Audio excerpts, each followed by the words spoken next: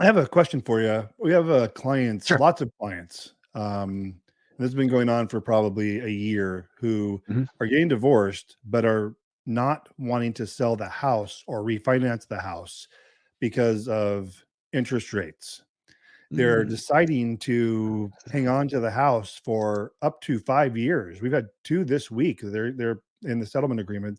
They're going to keep the house for up to 5 years, and then mutually agree sometime during that time period of when to either sell it Mm. or refinance it and buy the other party out because they want to try and keep it. What Sure. would be your advice to those people?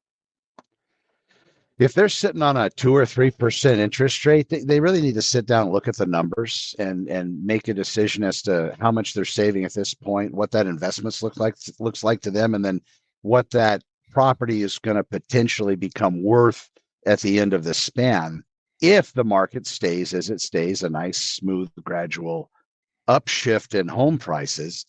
The issue we have, though, is coming up with the interest rates being high now.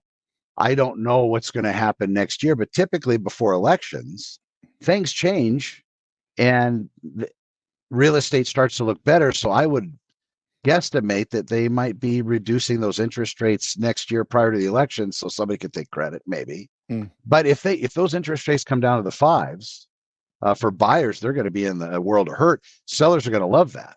So these people that are holding off on selling their house, they might see the top of that market next year. Because once they drop interest rates with a five in front of it, well, you sent me that update too. That thank you very much for that. But once they do that, you're going to see buyers go nuts. You're going to see 15 to 20, 25% or more increase in home value.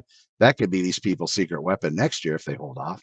But holding on to the real estate, if both of them can do it and they're okay with it, I don't see any negative except the unknown. We don't know what's going to happen with the market. Now we have this war thing going on. That stopped a lot of transactions. yeah, Just like your business slowed down, real estate's been slow for a little bit, but that slowed it down even more because people they don't know if we're going to be nuked or not. I right. mean, I guess that's the ultimate decision. So I would just tell those people, I think that's smart. Right now, we have a lot of real estate that's not coming onto the market. I talk to sellers all the time. They want to sell, but just like your clients, they're stuck at 2 and 3%, and they don't want to sell and just get the hell out. They want to sell and buy something else. So a lot of times they're moving from this expensive market, California, maybe Idaho or Tennessee or Kentucky. So that's a less expensive market. So when they have a higher interest rate, the and a less expensive house, it's more manageable in their mind, but it's still hard for them to get away from that 2 and 3%. So You there's know, a big discussion.